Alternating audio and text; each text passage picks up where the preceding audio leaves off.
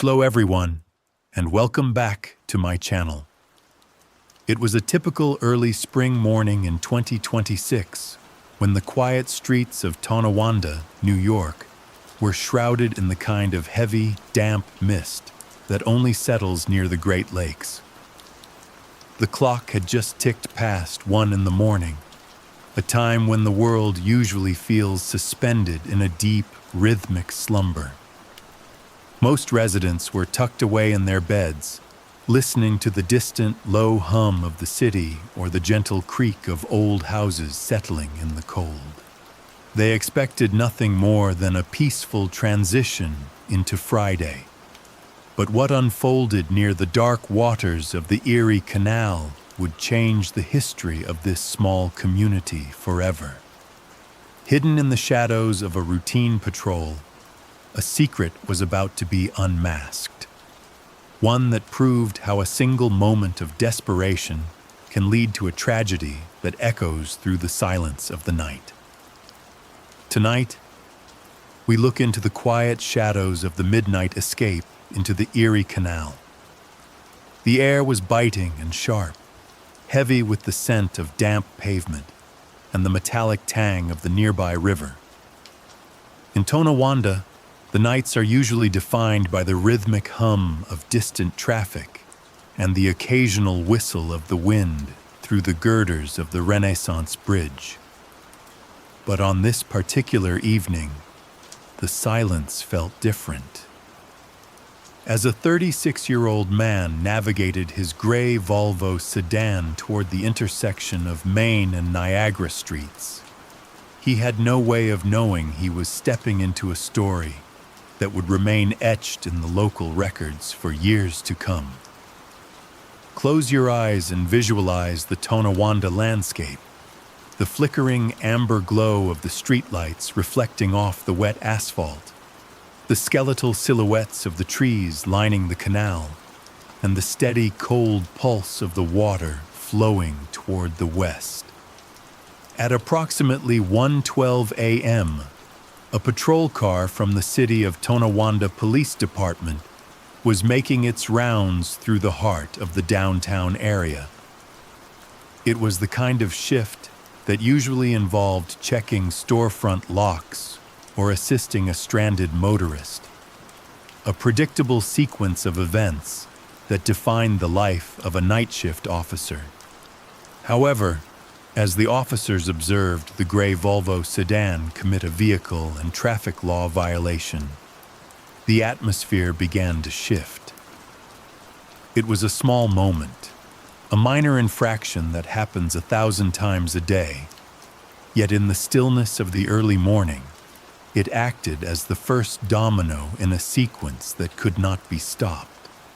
The Volvo proceeded over the Renaissance Bridge, its tires humming against the metal grating as it crossed from Tonawanda into North Tonawanda. The bridge serves as a literal and symbolic link between these two communities, spanning the historic Erie Canal, a waterway that once built the Empire of New York and now serves as a scenic backdrop for recreation. But at this hour, the canal was a dark, impenetrable ribbon of black, its depths hidden by the night. The police followed at a distance, their headlights cutting through the mist, before finally initiating a traffic stop on Webster Street. The scene was momentarily illuminated by the strobe-like flash of red and blue lights, reflecting off the brick facades of the local businesses. For a few seconds, there was a heavy, expectant pause. The officer began to step out of his cruiser, the crisp air hitting his face. But before a single word could be exchanged, the driver's side door of the Volvo swung open. The 36-year-old man did not wait for an explanation. He fled on foot, his footsteps echoing sharply against the pavement as he disappeared into a nearby alleyway. This was the beginning of a pursuit that moved with a frantic energy through the quiet corridors of North Tonawanda. The man ran with a desperation that suggested he was carrying a weight far heavier than a simple traffic ticket. He navigated through the narrow spaces between buildings, heading toward Gateway Harbor, a place usually filled with the laughter of summer tourists and the gentle clinking of boat rigging. Now, it was a desolate stretch of concrete and water. The officers followed, their flashlights dancing across the walls as the chase led them directly to the edge of the Erie Canal, in a move that would later be described as an impossible attempt at escape. The man did not stop at the water's edge. Perhaps he believed the canal was narrower than it was, or perhaps the adrenaline of the moment clouded the reality of the freezing temperatures. Without hesitation, he jumped into the water. The splash was a sudden, violent intrusion into the quiet night. The Erie Canal, while beautiful in the sunlight, is a formidable environment in March. The water is brutally cold, often hovering just above freezing, and the currents beneath the surface move with a deceptive, relentless force. As the man hit the water, the shock to his system must have been instantaneous. The officers reached the railing, their lights piercing the darkness to find him struggling in the center of the channel. Recognizing the immediate danger, the department's training took over. Additional units arrived within minutes, bringing water rescue equipment to the shore of Gateway Harbor. A water rescue throw bag, a specialized rope designed to be deployed quickly to someone in distress, was tossed toward the man. For a moment, there was a flicker of hope. The man grabbed for the line, and the officers began the painstaking process of pulling him toward the safety of the shore. But the elements were unforgiving. As they drew him closer, the man's movements became sluggish, his strength sapped by the profound cold of the canal. Before he could reach the concrete wall, he fell unconscious, slipping away from the rope and into the dark embrace of the water. Seeing the man lose consciousness, one of the officers made a split-second decision. Shedding heavy gear, the officer entered the freezing canal, swimming out to reach the man before he could disappear beneath the surface. With a Herculean effort, the officer brought him back to the shore, where a team of first responders was waiting. On the cold ground of the harbor, beneath the indifferent glow of the moon, life-saving measures were performed with a frantic precision. Chest compressions, oxygen, the rhythmic counting of the medics, all of it happening in the shadow of the bridge the man had crossed just minutes before. An ambulance arrived to transport him to Kenmore Mercy Hospital, the sirens wailing through the now awakened streets. Despite the best efforts of the medical staff, the damage done by the cold and the water was too great. He was later pronounced dead, a life extinguished in the pursuit of an escape that led nowhere.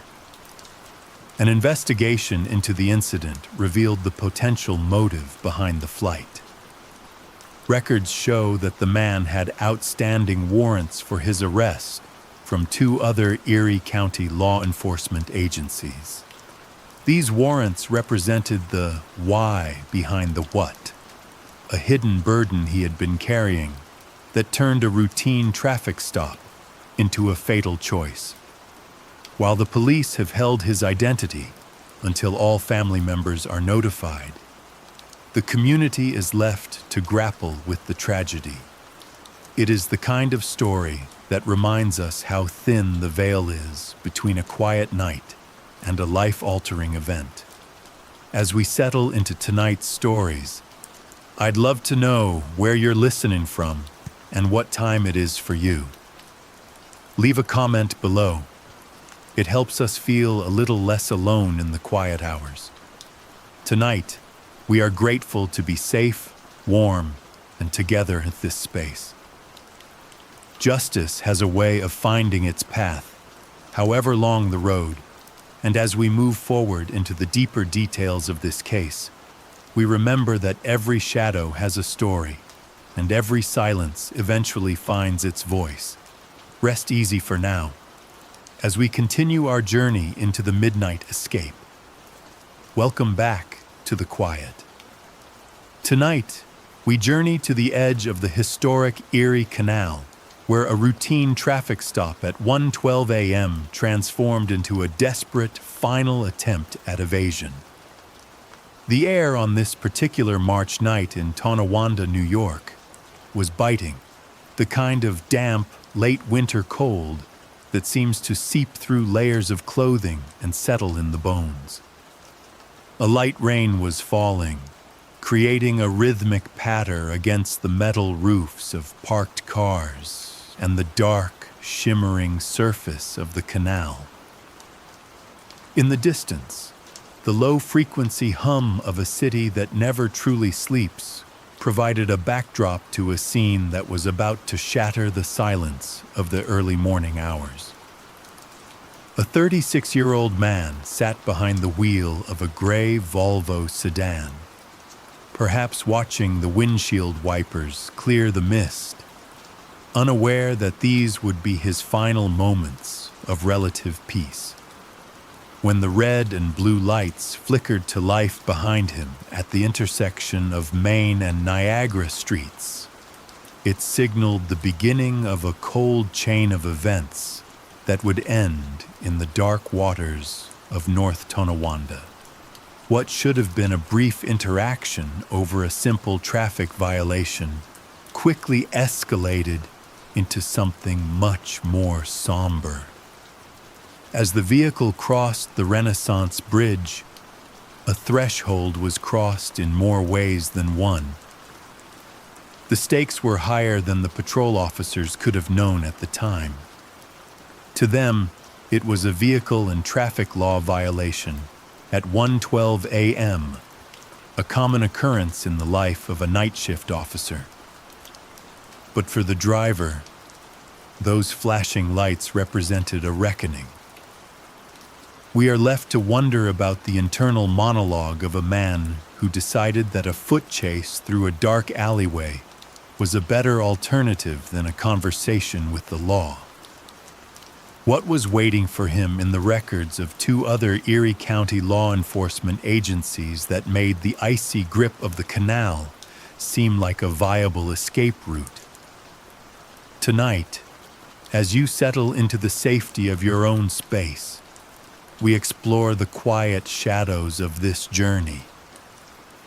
We look at the pursuit through the narrow corridors of Webster Street and the final frantic moments at Gateway Harbor. It is a story of a man who ran until he had nowhere left to go but down. Before we retrace those final steps toward the water, I want to invite you to adjust your volume and find your comfort. If you are still awake and listening, let us know in the comments where you are joining us from tonight. It helps to remember that even in the most isolating stories, we are not alone in the quiet. As the rain continues to fall outside, we begin our look into the midnight escape. The night of March 26th began with the kind of stillness that only exists in the small riverfront towns of western New York. Just 10 miles north of the Buffalo skyline, where the towering lights of the city usually blur into a distant electric haze, sits Tonawanda. It is a place defined by its relationship with water, the Niagara River to the west and the historic Erie Canal cutting through its heart. At 1:12 a.m., the local geography feels less like a map and more like a series of empty corridors. The air was cool and damp, typical for early spring, carrying that heavy metallic scent that rises from the canal when the rest of the world goes quiet. The streets of Tonawanda were nearly empty, the yellow glow of the traffic lights reflecting off the damp pavement of Niagara Street in long, shimmering ribbons of gold. There was no one around to witness the rhythmic changing of the signals, just the occasional hum of a distant heater or the soft lapping of water against the concrete embankments. It was a Tuesday night, turning into a Wednesday morning, a time when the world feels suspended between the lingering exhaustion of the start of the week and the slow crawl toward the weekend. At the intersection of Main and Niagara Streets, the silence was eventually broken by the low, muffled thrum of an engine. A gray Volvo sedan drifted into the frame of the night. In any other context, a Volvo is a symbol of safety, a vehicle chosen for its reinforced steel and its reputation for protecting those inside. It is a car of the middle class, of mundane errands and school runs. But at this hour, under the flicker of the street lamps, the car's dull metallic paint seemed to absorb the shadows around it. A patrol car sat nearby, its dashboard lights the only vibrant color in the darkness. The officers inside watched as the Volvo committed a routine vehicle and traffic law violation. It was a minor slip, the kind of mistake made by a tired commuter or someone unfamiliar with the local grid. At first, there was no reason to suspect that this moment was anything more than a standard interaction, a brief flash of red and blue lights, a polite exchange of documents, and a warning to be more careful on the slick roads. Yet, as the officer shifted the cruiser into drive, a subtle tension began to coil in the air. The Volvo didn't immediately pull to the curb. Instead, it continued its steady pace, moving with a strange, rhythmic deliberation toward the water. It was the calm before a storm that no one in Tonawanda could have predicted, a moment of stillness that would soon fracture into a chaotic, desperate struggle at the water's edge. As we follow that gray Volvo toward the Renaissance Bridge, we are seeing the final moments of a quiet life that was about to be undone. The gray Volvo sedan moved with a deliberate, haunting slowness as it turned toward the span of the Renaissance Bridge. At this hour, 1:12 a.m., the bridge is a skeletal silhouette against the dark Buffalo suburban sky, connecting the city of Tonawanda with North Tonawanda. There is a specific sensory experience to crossing this landmark at night. The streetlights reflect off the black, glass-like surface of the Erie Canal below, and as the car began its ascent, the only audible sound was the rhythmic, metallic thrum of tires passing over the bridge's expansion joints. Each click-clack against the steel served as a heartbeat for a situation that had not yet turned violent, but was already thick with an unspoken tension. Behind the wheel, the 36-year-old driver maintained a steady speed, perhaps hoping that by obeying the limit, the patrol car trailing him would eventually peel away toward a different call. But the officers of the City of Tonawanda Police Department remained focused. They had watched the vehicle commit a traffic violation back at the intersection of Main and Niagara, and now, as the two cars crested the bridge, the isolation of the moment became absolute. There were no other commuters, no pedestrians on the walkways, just two sets of headlights cutting through the damp, midnight air. As the tires hummed over the bridge's expansion joints, the driver was already calculating a path that the police could not follow.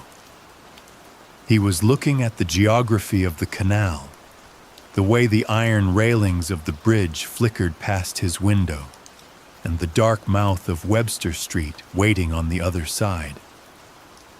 To the officers, this was a routine observation of a vehicle in motion, but to the man in the Volvo, the bridge was a point of no return.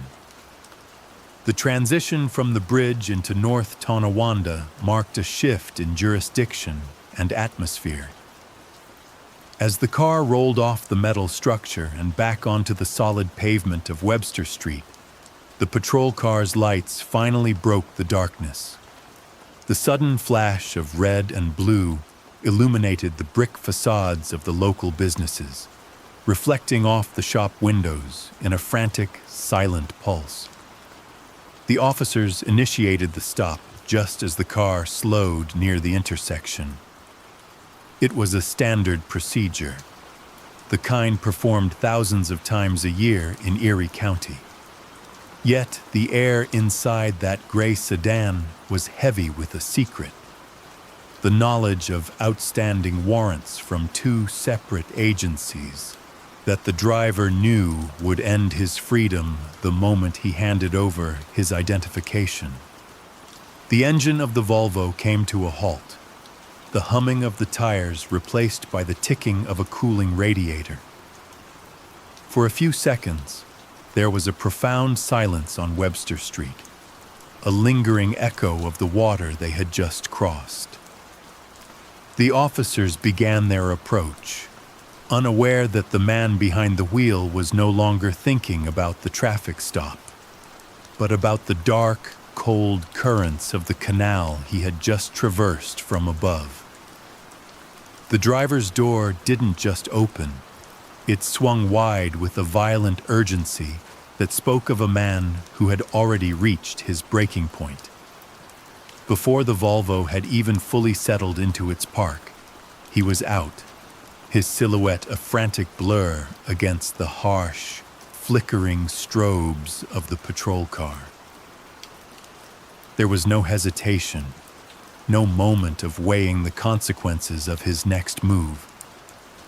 To the officers watching from behind their windshields, it was a sudden, jagged burst of motion that signaled the end of a routine stop and the beginning of something much more volatile. He didn't look back at the vehicle he was abandoning, nor did he acknowledge the shouted commands that were surely beginning to form in the air behind him. Instead, he bolted, his sneakers slapping against the cold pavement of Webster Street with a frantic, uneven rhythm. The pursuit transitioned instantly from the mechanical hum of engines to the raw, visceral sound of a physical chase. As he turned away from the main thoroughfare, he ducked into a narrow alleyway, a tactical labyrinth of brick and shadow that cut toward the water of Gateway Harbor. This wasn't a clean, open sprint. The alley was a tight corridor, lined with the weathered, soot-stained walls of buildings that had stood for a century, their heights blocking out what little moonlight managed to pierce the overcast New York sky. In the shadows of the alley, the distance between the known and the unknown began to vanish. Every step further into the darkness was a step away from the structured world of law and order, and a step closer to the edge of the canal that waited, silent and deep, at the end of the path. You can hear the change in the atmosphere as the sounds of the town are muffled by the enclosure of the brick. The air here was stagnant, smelling of damp stone and the faint metallic tang of old dumpsters. The driver's breathing became the dominant sound of the night. Heavy, ragged gasps that seemed to scrape against the back of his throat as his lungs burned in the freezing March air. Behind him, the rhythmic, heavy footfalls of the pursuing officers echoed off the masonry, creating a disorienting wall of sound. It was a predatory cadence, steady and relentless, gaining ground with every passing second. Imagine the cold air hitting your lungs as you run toward the water's edge, leaving everything behind.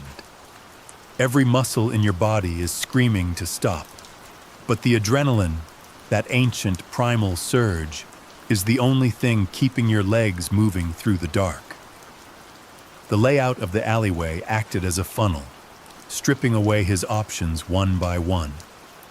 To his left and right were the impenetrable backs of businesses, their steel service doors locked tight against the night.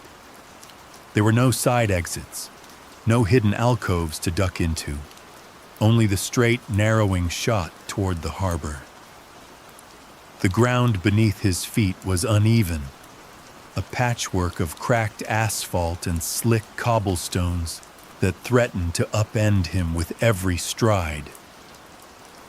He was running toward the Erie Canal, perhaps thinking of it as a bridge to safety or a barrier the police wouldn't cross, unaware that the historic waterway was less of an escape route and more of a cold, indifferent trap.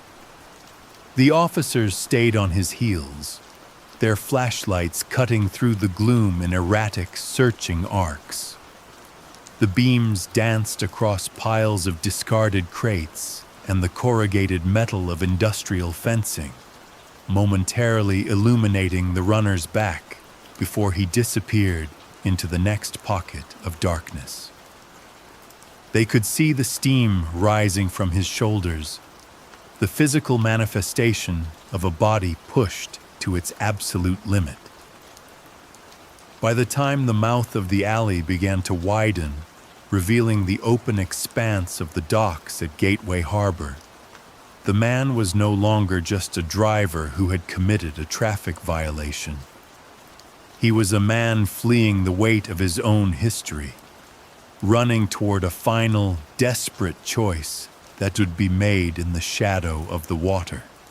The harbor lights ahead offered a grim clarity, reflecting off the black surface of the canal, signaling that the chase on land was about to reach its abrupt and watery conclusion.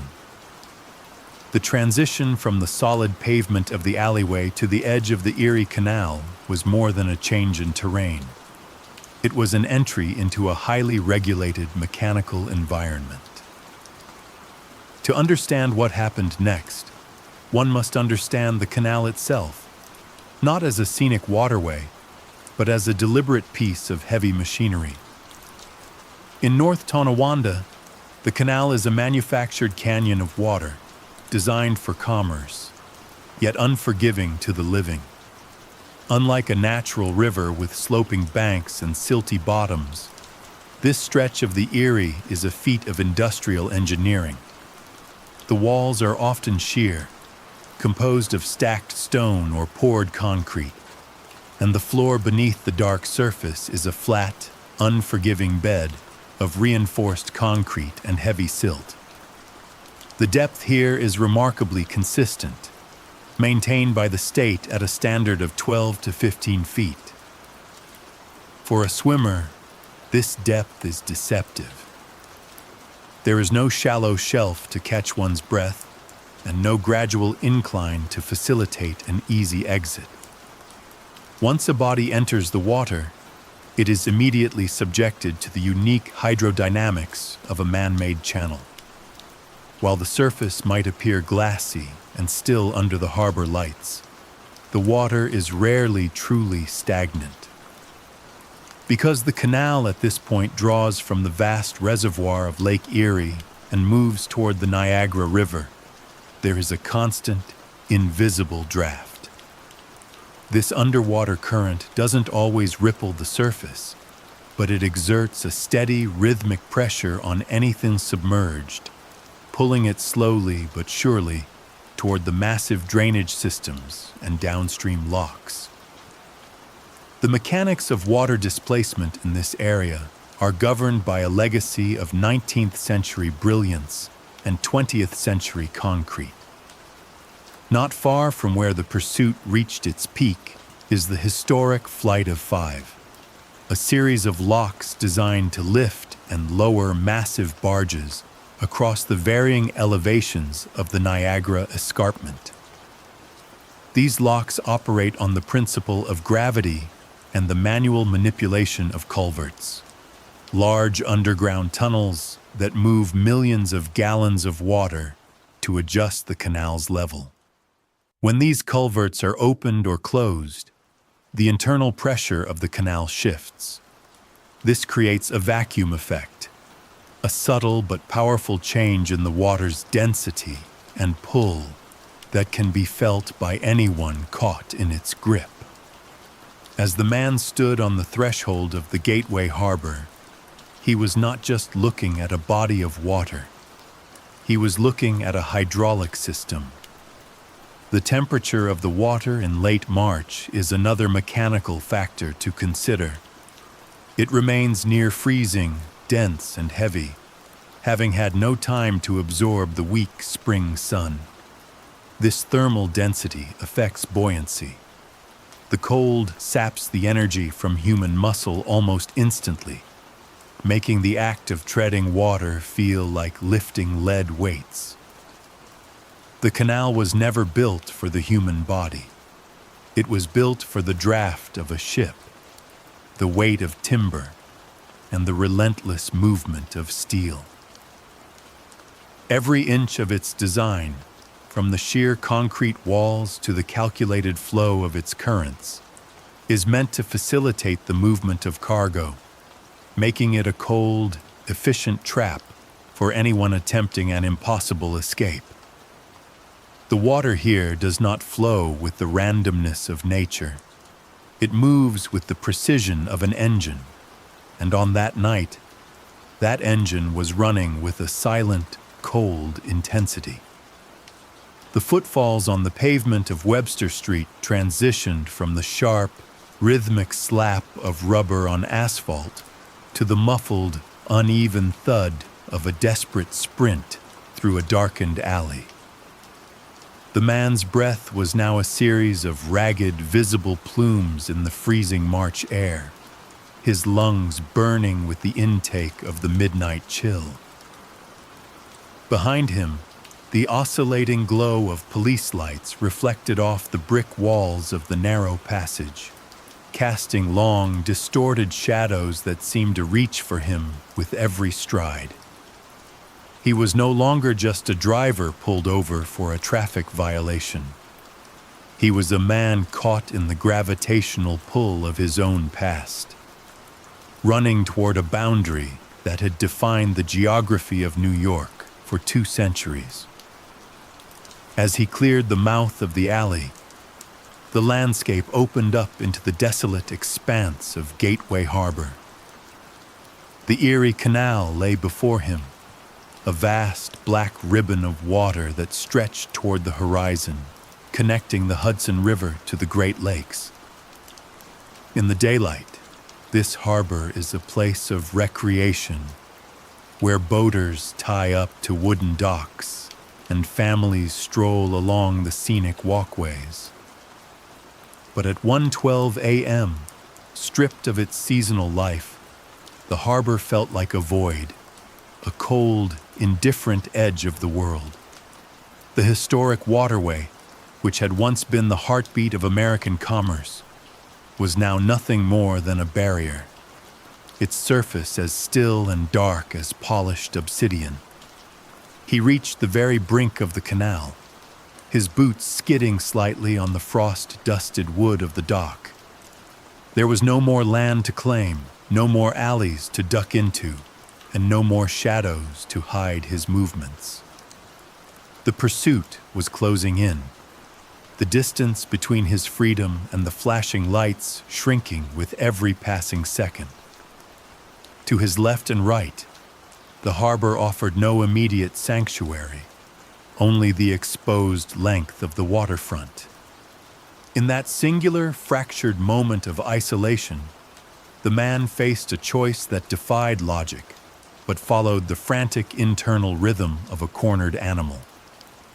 The Erie Canal has carried many things over the centuries: timber, grain, coal, and the dreams of a growing nation. But that night, it carried a man trying to outrun his own history.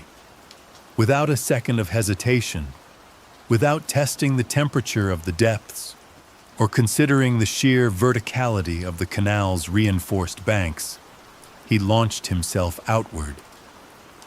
The silence of the harbor was not merely broken, it was shattered. The sound of the splash was heavy and concussive, a violent intrusion into the stagnant winter water that echoed off the hulls of nearby moored vessels and the concrete underpinnings of the Renaissance bridge. The water did not ripple so much as it swallowed, the initial geyser of white spray quickly collapsing back into the dark. As the sound died away, the silence that rushed back in felt even more profound, punctuated only by the distant, fading hum of a city that had no idea a life had just been cast into the deep. He had plunged into a world where the air was replaced by a crushing, liquid weight. The transition from the frantic heat of the chase to the paralyzing grip of the canal was instantaneous. Down in the dark, away from the sirens and the shouting, there was only the sound of his own heart drumming against his ribs and the muffled, rushing turbulence of the disturbed water. He had sought a way out, a path through the one element the officers could not follow on foot. But the canal was not a doorway. It was a cold, historical vault, and as he breached the surface for his first frantic gasp of air, the true scale of his isolation began to set in. The officers reached the water's edge moments later, their flashlights cutting through the gloom to find the widening rings of the disturbance. The beams of light danced across the black surface, searching for a sign of movement, a bobbing head, or a reaching hand. From their perspective on the high banks, the man was now a dark shape struggling against a current that looked deceptive in its stillness. They stood on the precipice of the gateway, looking down into a historic channel that had suddenly become a theater of life and death. While the man in the water realized that the history he was running from was now the very thing rising up to meet him in the cold. The transition from the relative warmth of a spring night into the 38-degree waters of the Erie Canal is not merely a change in environment. It is a violent physiological event. When the man's body broke the surface, his nervous system would have instantly triggered what medical examiners call the cold shock response.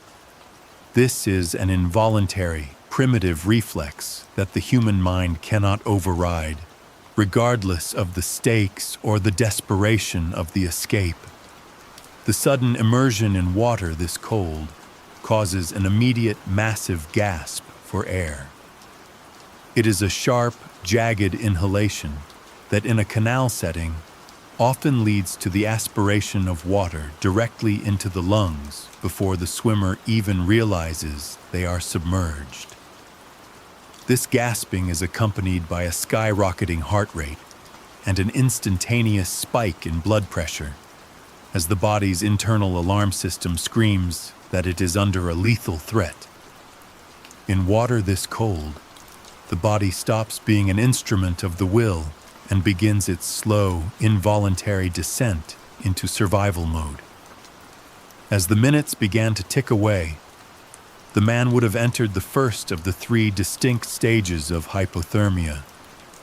Initially, the shivering is violent and uncontrollable, a desperate attempt by the muscles to generate heat through friction.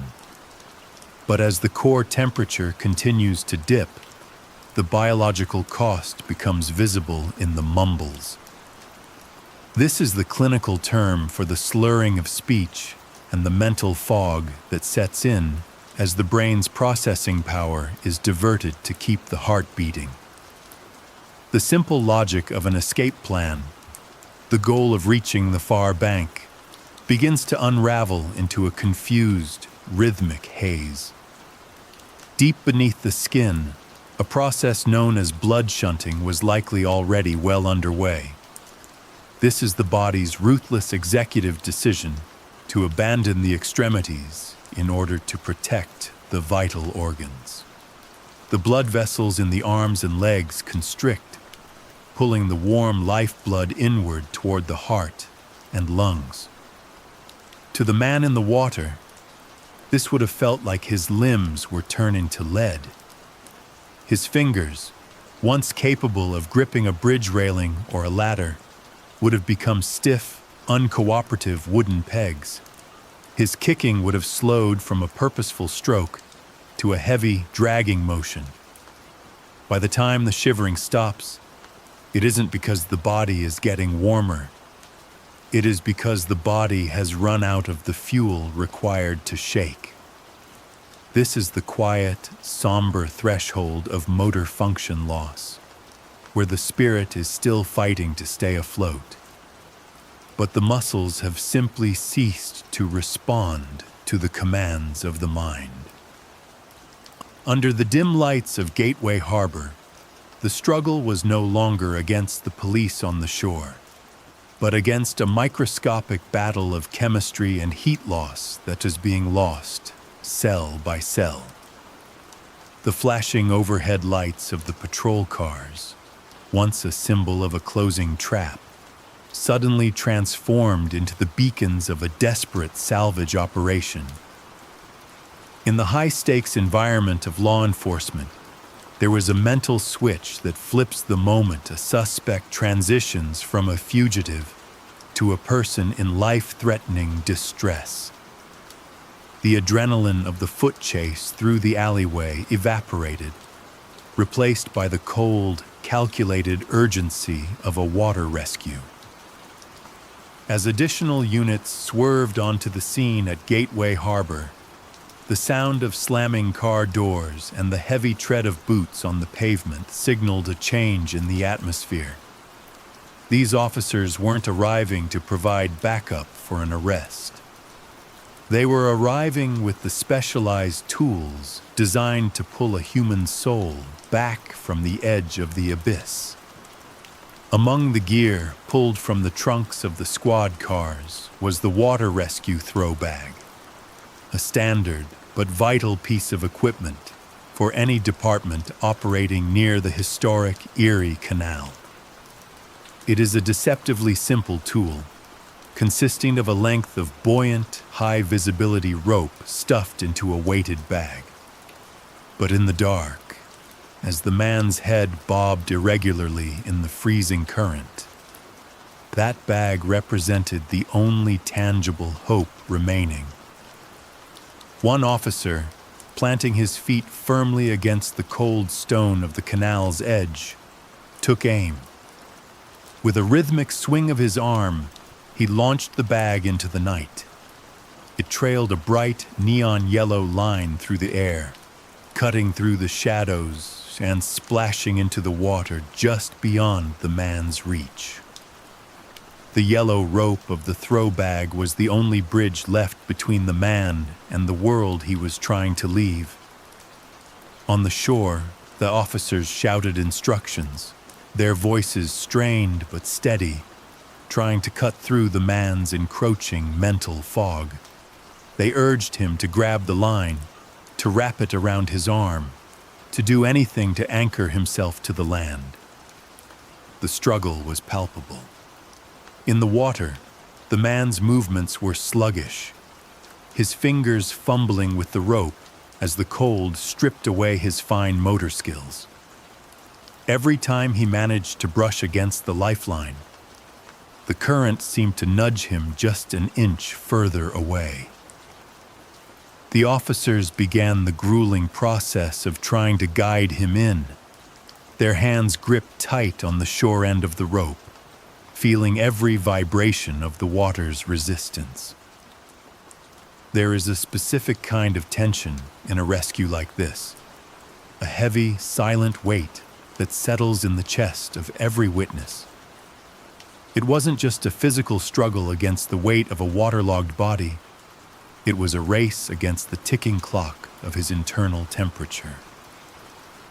The officers leaned back, their heels digging into the dirt, working in a synchronized effort to haul the man toward the steep, unforgiving walls of the canal. They were fighting the sheer inertia of the canal, and for a few fleeting moments, it seemed as though the yellow bridge might hold. They could see his face now, illuminated by the peripheral glow of the street lamps, a mask of exhaustion and shock as he drifted closer to the shore he had so desperately tried to flee only minutes before. But as the gap narrowed, the man's strength appeared to bottom out completely, leaving the officers to pull against a weight that was becoming increasingly unresponsive. The rhythm of the rescue changed in a single devastating heartbeat. As the officers maintained their grip on the throw bag's line, the man's head, which had been bobbing intermittently above the dark surface of the Erie Canal, suddenly dipped and stayed under. The thrashing stopped. The desperate, gasping sounds of a man fighting for air were replaced by the rhythmic, indifferent lapping of the water against the concrete pier. It was the precise moment where the adrenaline of a chase curdled into the heavy, cold realization of a medical emergency. At 36 years old, the man's heart and lungs had been pushed past the breaking point by the shock of the March temperatures and the sheer physical exertion of the flight.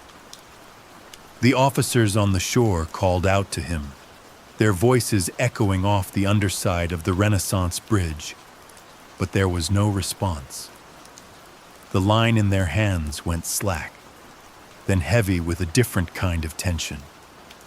The water was no longer an escape route. It had become a weight that the officers now fought to lift. One CTPD officer, realizing that the man was no longer capable of holding on to the rescue equipment, made a choice that stripped away the professional distance of the badge. Without the protection of a dry suit or the benefit of specialized dive gear, he stepped off the edge and into the freezing canal. The transition from the air to the water is often described as a physical blow, a sudden constriction of the chest that steals the breath from the lungs. Yet the officer pushed through the initial shock of the cold to reach the unresponsive form drifting just beyond the reach of the shore. The struggle to bring the man to the bank was a slow, grueling process of attrition. In the water, a human body becomes an anchor of dead weight, made even more difficult to manage by the saturated clothing and the lack of any reciprocal movement. The officer fought against the pull of the current and the numbing of his own limbs, gripping the man's jacket to keep his head above the water line. On the shore, his colleagues reached down, their hands slick with the icy spray, as they prepared to haul both men from the dark. By the time they managed to grasp the man's arms and pull him onto the solid ground of the gateway harbor, the atmosphere had shifted into a somber, frantic silence. The physical toll of the extraction was evident in the heavy breathing of the officers and the way the man lay motionless on the pavement, his skin pale under the harsh glare of the flashlights. The chase that had begun at a traffic stop at Maine and Niagara had ended here, on a cold stretch of shore, where the silence of the night felt more permanent than any siren. There was no triumph in the capture, only the urgent, melancholy weight of a life slipping away in the shadows of the historic canal. Water dripped from the officer's uniform, pooling on the cold pavement as the focus shifted from a rescue to a desperate fight for a pulse. The silence of the Erie Canal was broken only by the rhythmic, hollow thud of chest compressions. In those first few moments on the bank, the adrenaline of the foot chase evaporated, replaced by the clinical, heavy reality of a medical emergency. Officers who had been pursuing a suspect moments ago were now locked in a battle to keep him tethered to the world of the living. They worked in the flickering blue and red light of the patrol cars, their breath hitching in the cold March air as they cycled through the motions of CPR. Each compression was a deliberate, exhausting effort to mimic the life that the canal's frigid waters had so quickly extinguished. The arrival of the paramedics brought a shift in the atmosphere, a transition from the raw, improvised efforts on the shore to the practiced movements of emergency medicine. There was the sharp sound of tearing plastic as AED pads were applied to the man's wet skin, and the hiss of oxygen being forced into lungs that had swallowed the dark silt of the harbor. They moved with a quiet, practiced urgency, their voices low and focused against the backdrop of the wind whipping off the water. Despite the monitors and the medications, the air remained thick with a sense of resignation. By the time the stretcher was lifted into the back of the ambulance, the man remained unresponsive, a silent figure beneath a mountain of white blankets and tangled wires. The drive to Kenmore Mercy Hospital was a blur of darkened suburban streets and rhythmic sirens that felt increasingly futile. Inside the back of the rig, the world was reduced to a small, brightly lit box where the ticking of a clock seemed to synchronize with the manual pumping of a heart that refused to restart on its own. Upon arrival, the chaotic energy of the canal bank was traded for the sterile, muffled quiet of the emergency department. The sliding glass doors hissed shut, cutting off the sound of the wind and the distant hum of the city. In the trauma bay, a team of doctors and nurses took over, their shadows dancing against the pale green walls as they worked through the final protocols of resuscitation. But even the most advanced interventions have their limits. The room grew still as the lead physician checked the monitors one last time. There was no sudden outburst, no dramatic cinematic moment, just a quiet nod and the recording of a time. The official pronouncement of death transformed the room from a place of action into a sanctuary of finality.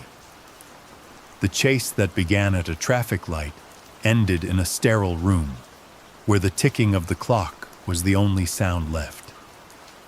Outside the heavy doors, the hospital corridors stretched out in a long, fluorescent-lit silence that felt worlds away from the muddy, turbulent waters where the night had taken its turn. The man who had run to avoid a set of warrants had finally run out of room, leaving behind only the paperwork of a life ended in a frantic, cold escape. Investigators began to pack away their notes, the heavy weight of the outcome settling over everyone who had touched the case that night. In the coming hours, the focus would shift from the life that was lost to the history he had been trying so desperately to leave behind in the dark. The silence of the Kenmore Mercy Hospital corridors was a sharp contrast to the chaotic, splashing desperation that had defined the previous hour. While the medical staff moved with practiced, quiet efficiency, the officers from the city of Tonawanda began the secondary phase of their duty. the reconstruction of a motive. They needed to understand why a routine traffic stop for a minor violation at Main and Niagara Streets had escalated into a fatal plunge. The answer lay not in the car or on the riverbank, but within the glowing screens of their patrol laptops and the interconnected databases of Erie County. As the digital search widened, the names of 2 other law enforcement agencies began to flicker onto the screen. It became clear that the 36-year-old man wasn't just running from a single patrol car in Tonawanda. He was running from a mounting history of legal entanglements that spanned the Buffalo and Erie County judicial systems. These weren't just administrative errors or expired registrations. They were active, outstanding warrants, the kind that signaled a man who had reached the end of his options. In the eyes of the law, he was a fugitive, but in his own eyes, he was likely someone who felt the walls of the system closing in with every passing mile. Investigative records began to paint a picture of a man who was no stranger to the pressure of an impending arrest. His history suggested a pattern of flight, a series of previous interactions where the standard procedure of a police stop felt less like a legal hurdle and more like a cage door swinging shut. For someone with this specific background, the sight of flashing lights in the rearview mirror triggers a primal response that bypasses logic. The warrants were more than just digital records. They were the invisible anchors that pulled him toward the water long before he ever reached the bank. To him, the judicial system in Western New York represented a cycle he couldn't break through traditional means, and the weight of those 2 additional warrants suggested that this time, going through the system would mean a long, indefinite stay behind bars. This history of flight provides the only bridge to understanding the impossible choice he made at Gateway Harbor. To an observer, jumping into the Erie Canal in the middle of a March night is an act of madness. The water temperature was hovering near freezing, the currents are deceptive, and the steep, concrete walls of the canal make self-rescue nearly impossible for someone in heavy clothing. Yet, through the lens of a man burdened by multiple warrants and a life spent glancing over his shoulder, the freezing canal looked like a door. It was a gamble against nature that he preferred over the certainty of a jail cell. He chose the lethality of the water over the finality of the law, a decision born from a deep-seated belief that the system offered no way out. As investigators closed their files for the night, they realized that while the water had ultimately claimed him, the path to that canal had been paved years ago by a paper trail he could never outrun. The transition from the chaos of a midnight rescue to the sterile, quiet halls of a municipal investigation is often a slow and deliberate one. In the days following that cold March night, the initial urgency that had gripped Webster Street began to fade, replaced by the rhythmic and often silent gears of the legal process. The City of Tonawanda Police Department shifted its focus from the immediate preservation of life to the careful preservation of facts. One of the first and most sensitive hurdles in this process was the matter of the man's identity. It is a standard of the department, as it is with many across the country, to maintain a strict wall of silence regarding the name of the deceased until the family has been fully notified. This protocol isn't just about red tape. It's about providing a small measure of dignity to a situation that had already become so public. They wanted to ensure that those who loved him didn't learn of his passing through a morning news scroll or a social media post, but through the compassionate, if difficult, words of an official representative. While the public waited for a name, the Erie County Medical Examiner's Office began its own silent work. This is a process defined by a clinical, almost meditative precision. In cases involving a death in the water, the examination goes beyond the obvious. It involves a detailed look into the physical toll the canal took on the body, the impact of the cold, and the internal factors that may have led to that sudden loss of consciousness during the rescue. Toxicology reports and procedural reviews are not finished in hours. They take weeks of patient analysis. These steps are necessary to transform a chaotic event into a factual record, ensuring that every second of the man's final moments is accounted for under the law. Currently, the CTPD maintains that the investigation into the circumstances of the stop and the subsequent pursuit remains ongoing. This status is a signal that while the physical search in the water has ended, the digital and forensic search continues behind the scenes. They are looking into the dashcam footage, the timing of the radio calls, and the exact nature of those two outstanding warrants that seem to haunt the driver so deeply. There is a sense of professional stillness in the air now, a contrast to the sirens and the splashing of only a short time ago.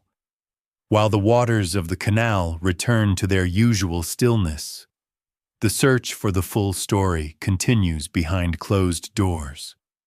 As we reflect on the process of bringing a case like this to a close, it reminds us of the many hands involved in seeking the truth. If you're still awake and listening, I'd love to know your thoughts on the procedures that follow these kinds of incidents. Do you feel the withholding of the name is a necessary act of respect, or does the public have a right to know sooner? Let me know in the comments when you have a moment. It's a quiet night here, and we appreciate you spending it with us as we move toward the final details of this journey.